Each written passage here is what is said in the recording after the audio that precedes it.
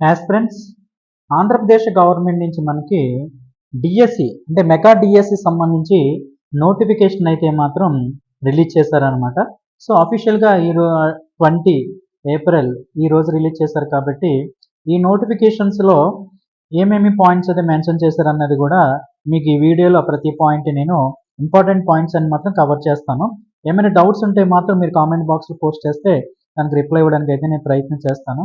Next వీడియోలో మనకి మన జోనల్ వైజ్ అదే రాష్ట్ర విధాన పోస్ట్ కోసం అదేవిధంగా సిలబస్ కోసం కూడా చూద్దాం. ఈ వీడియోలో మాత్రం మీకు నోటిఫికేషన్స్ ఏమేమి మెన్షన్ చేశారు, అలాగే కట్ ఆఫ్ డేట్ ఏంటి ఉంది, కట్ ఆఫ్ ఏజ్ ఏంటి, ఫీజు ఎంత, ఇలాగ ఇంపార్టెంట్ పాయింట్స్ అన్నీ కూడా మీకు ఈ వీడియోలో అన్నీ కూడా నేను కవర్ చేస్తాను అనమాట.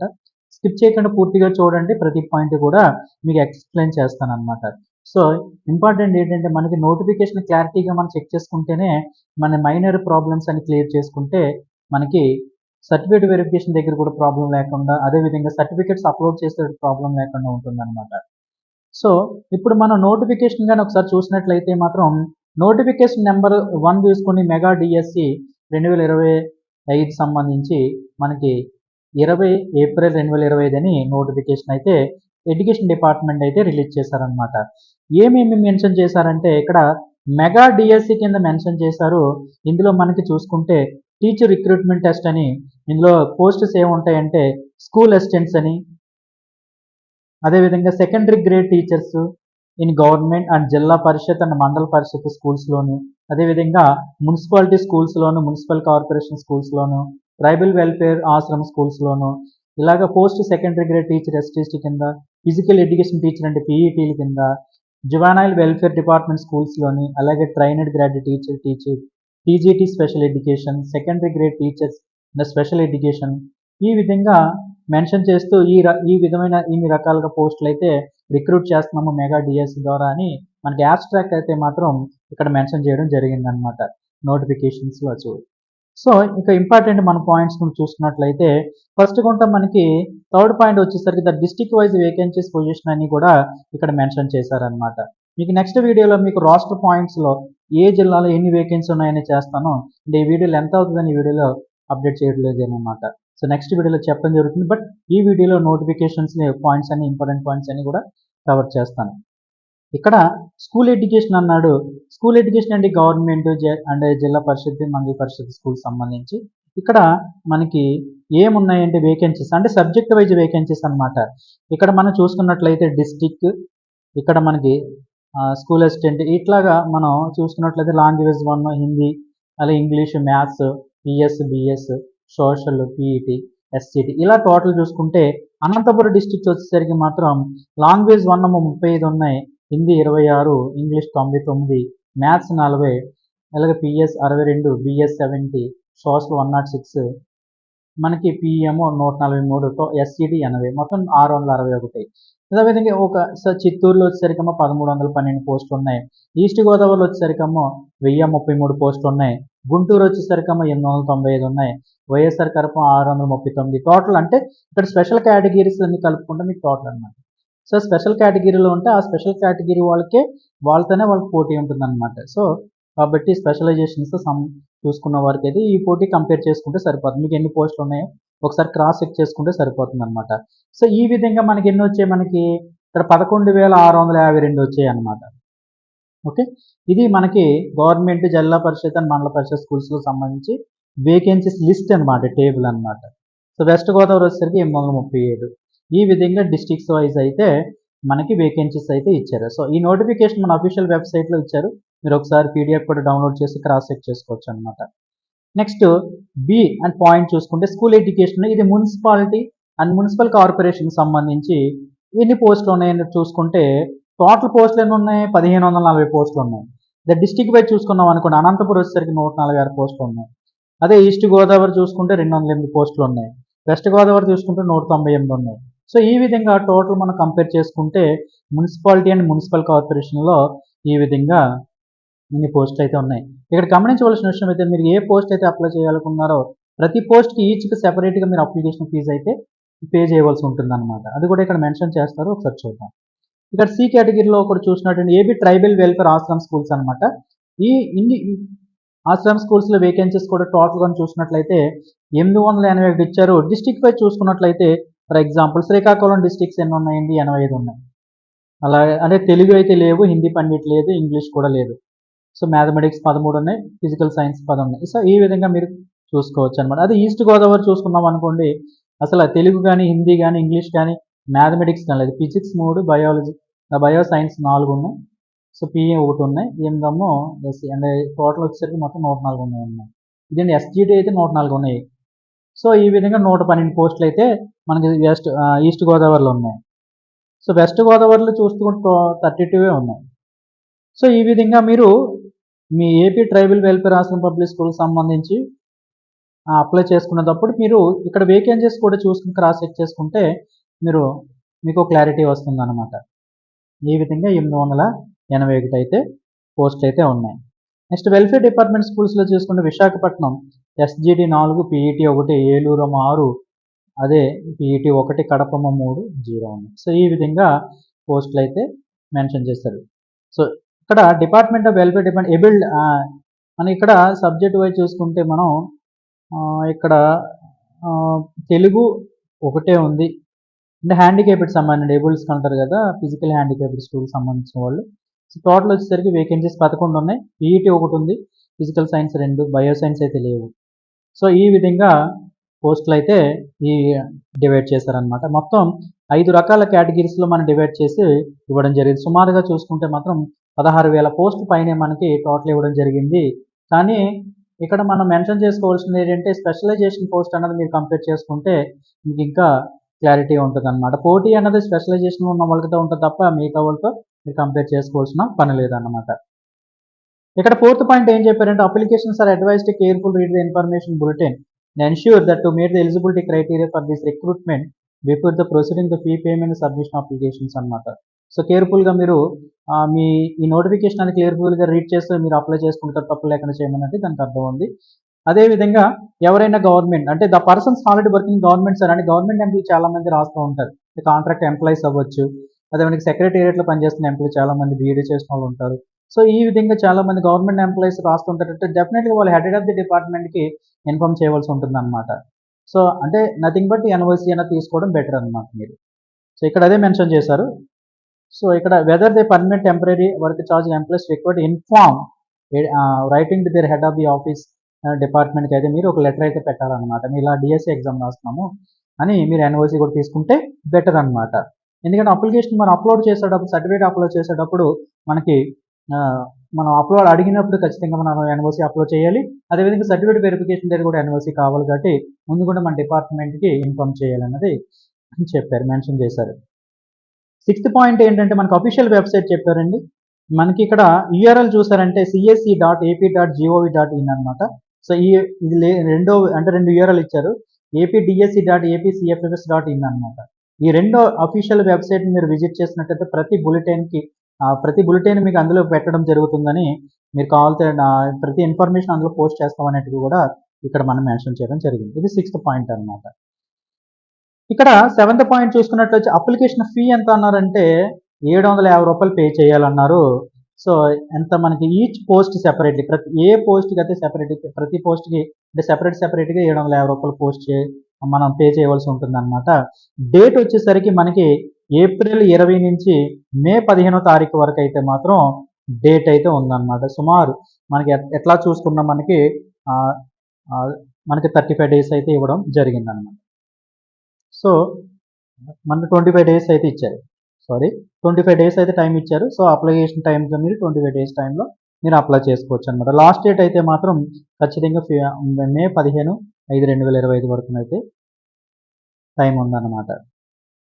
సో అది 7th పాయింట్, 750 రూపాయలు ఫీజు పే చేయవలసి ఉంటుంది.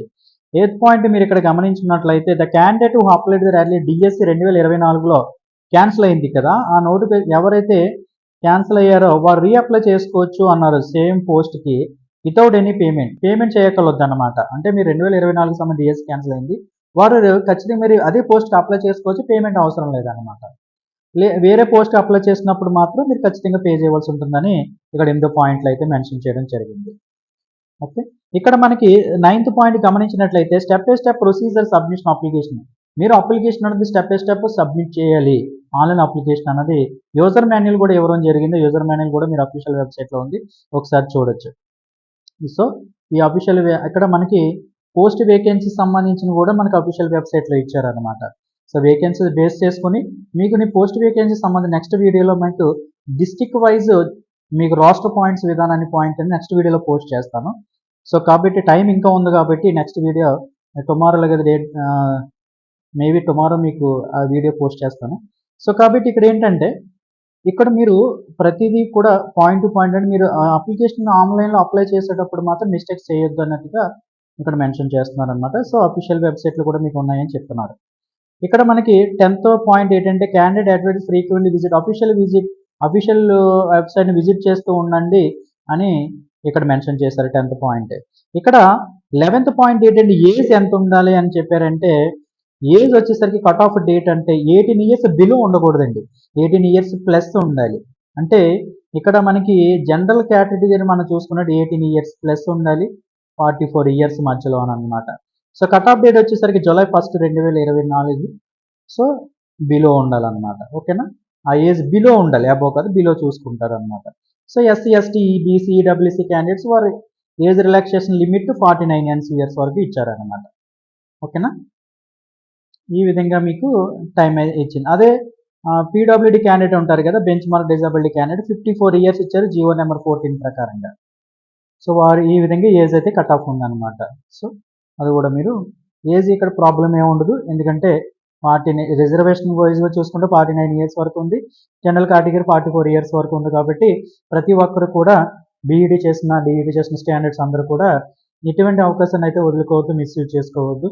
ఇది మెగా డిఎస్సి కాబట్టి మేబీ నెక్స్ట్ నోటిఫికేషన్ రావడానికి లేట్ అవ్వచ్చు, కాబట్టి ఈ నోటిఫికేషన్లోనే గట్టిగా ప్రిపేర్ అయితే బెస్ట్. ఓకే, అదే ఎక్స్ సర్వీస్ మ్యాన్ ఇవన్నీ కూడా వాళ్ళు అడిషనల్ 3 ఇయర్స్ ఉంటుందన్నమాట ఎక్స్ సర్వీస్ మ్యాన్కి. సో ఏజ్ లిమిట్ కూడా మనం గమనం చేసుకోవచ్చు. నెక్స్ట్ 12th పాయింట్ ఏం చెప్పారు, క్వాలిఫికేషన్ ఏం చెప్పారండి, పోస్ట్ వైజ్ క్వాలిఫికేషన్ మెన్షన్ చేశారు జీవో నెంబర్ 15లోని చెప్పారు. సో మీకు ఆ జీవో నెంబర్ 15లో క్వాలిఫికేషన్ సంబంధించినవి ఉంటాయి. కంప్యూటర్ బేస్డ్ టెస్ట్ అనమాట, ఇది ఆఫ్లైన్ ఎగ్జామ్ కాదండి, ఆన్లైన్ ఎగ్జామ్ అనమాట. సో ఆన్లైన్ ఎగ్జామ్ ఉన్నదంటే ఖచ్చితంగా నార్మలైజేషన్ మెథడ్ ఫాలో అవుతారు. సో నార్మలైజేషన్ మెథడ్ ఫాలో అయ్యారంటే పేపర్ టఫ్గా ఇచ్చాడు అంటే ఖచ్చితంగా మనం 100 మనకు తెలిస్తేనే 99% మనకు తెలిస్తేనే ఆన్సర్ చేయడానికి ఎక్కువ అవకాశం ఇస్తే మనకి మంచి స్కోర్ వస్తుంది అనమాట. నార్మలైజేషన్ మెథడ్ అంటారు. అంటే బ్యాంకింగ్ కానీ, స్టాఫ్ సెలక్షన్ కమిషన్ కానీ, రైల్వే కానీ, ఇట్లా సెంట్రల్ గవర్నమెంట్ ఇచ్చే ఎగ్జామ్స్ అన్నీ కూడా నార్మలైజేషన్ మెథడ్ ఫాలో అవుతారనమాట. సో కాబట్టి మన అటెంప్ట్స్ అన్నది యాక్యురసీ అటెంప్ట్స్ అనేది ఇచ్చారంటే డెఫినెట్ మంచి స్కోర్ వస్తుంది అనమాట. కాబట్టి ఇది ఆఫ్లైన్ ఎగ్జామ్ కాదు, ఆన్లైన్ ఎగ్జామ్ కాబట్టి బాగా ప్రిపేర్ అవ్వండి. 99% తెలిస్తేనే ఆన్సర్ చేయడానికి అయితే మ్యాక్సిమం ప్రయత్నం చేయండి అనమాట. Okay, head quarters district head క్వార్టర్స్లోనే మనకి ఎగ్జామ్ అనేది పెడతారు. 14th పాయింట్ చూసి నార్మలైజేషన్ ప్రొసీజర్ అయితే ఫాలో అవుతారు అనమాట. ఓకేనా, యాక్యురసీ అనేది మెయింటైన్ చేయాలన్నమాట. 15th పాయింట్ ఏం చెప్పారంటే కంప్యూటర్ బేస్డ్ టెస్ట్ ఏ ఉంటుంది, ఎప్పుడు ఉంటుంది అన్నారంటే జూన్ 6 నుంచి జూలై 6 అన్నమాట. ఇంక సుమారుగా 1 మంత్ టైం అయితే ఇవ్వడం జరిగింది. సో అంటే మేబీ ఈ 1 మంత్ అంటే జూలై వరకు ఉంది కాబట్టి ఆగస్టులో వీళ్ళకి పోస్టింగ్ ఇచ్చేయచ్చు అనమాట. అంటే జూలై మంత్ ఎండింగ్లో కంప్లీట్ అయిపోతే ఇంకా ఆగస్టులో పోస్టింగ్ ఇచ్చేసే అవకాశం ఉండొచ్చు మేబీ. సో కాబట్టి టైం కూడా మనకి పర్వాలేదు, ఒక 2 మంత్ మనకి 45 డేస్ టైం అయితే డ్యూరేషన్ అయితే ఇచ్చారు. ప్రిపరేషన్కి అయితే మీరు ఒకసారి రివిజన్ చేసుకుంటే బాగుంటుంది అన్నమాట. ఓకే, ఇది 15th పాయింట్. సో మీరు అఫీషియల్ వెబ్సైట్ లింక్ అనమాట. 16th పాయింట్ ఏమన్నారంటే the details of eligibility criteria, rule of reservation, structure and pattern of examinations.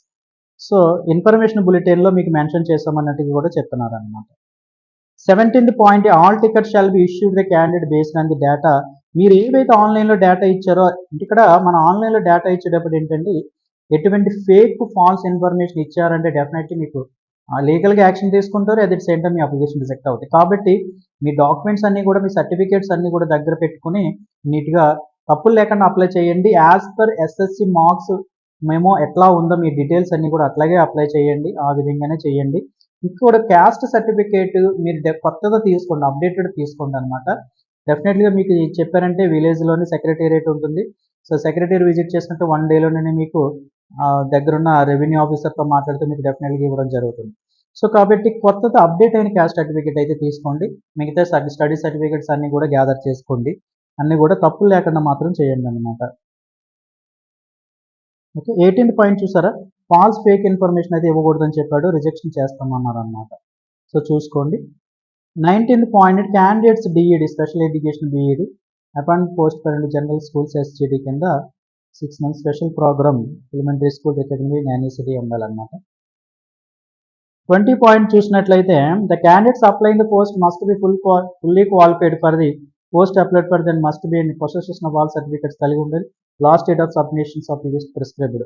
So, ఖచ్చితంగా మీరు ఏ అప్లికేషన్ అప్లై చేయాలనుకుంటే ఖచ్చితంగా ఆ డాక్యుమెంట్స్ కలిగి ఉండాలని చెప్తున్నారనమాట. కలిగి లేకపోతే మాత్రం మీరు ఖచ్చితంగా రిజెక్ట్ అయ్యే అవకాశం ఉంది అప్లికేషన్ అన్నట్టుగా చెప్తున్నారన్నమాట. సో, సర్టిఫికేట్స్ అన్నీ కూడా మీరు తీసుకోండి.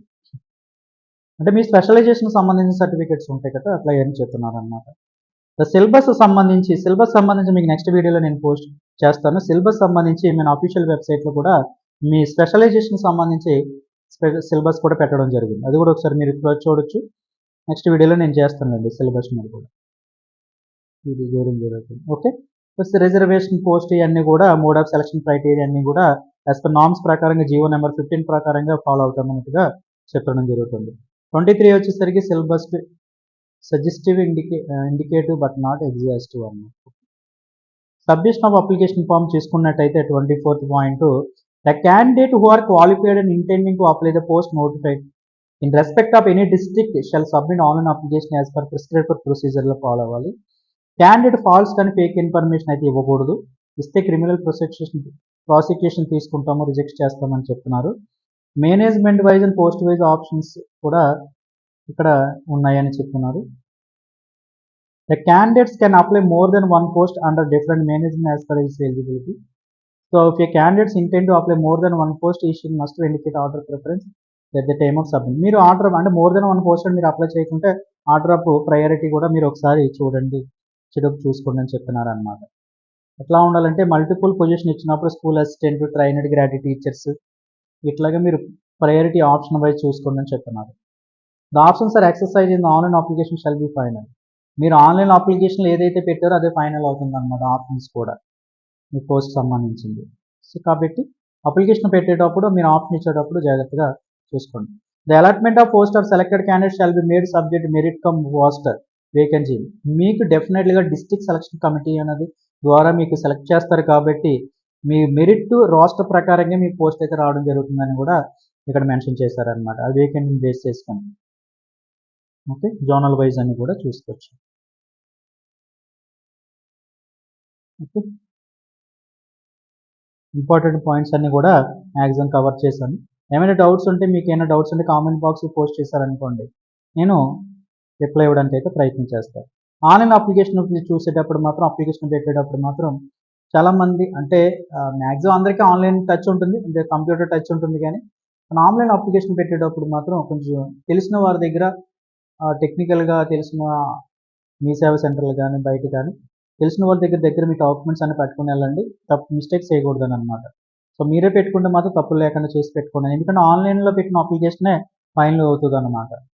సో కాబట్టి ఎటువంటి ఎడిటింగ్ కూడా ఎవరు అంటున్నారు though options are editing the application option అంటే మీరు వన్స్ మిస్టేక్ చేస్తారు. ఎందుకంటే గ్రూప్ 2లో చాలా మంది మిస్టేక్స్ చేస్తారు అప్లికేషన్ పెట్టేటప్పుడు కూడా. సో అలాంటి మిస్టేక్స్ ఇందులో పెట్టారని ఎడిటింగ్ ఆప్షన్ కూడా ఇవ్వరు అనమాట.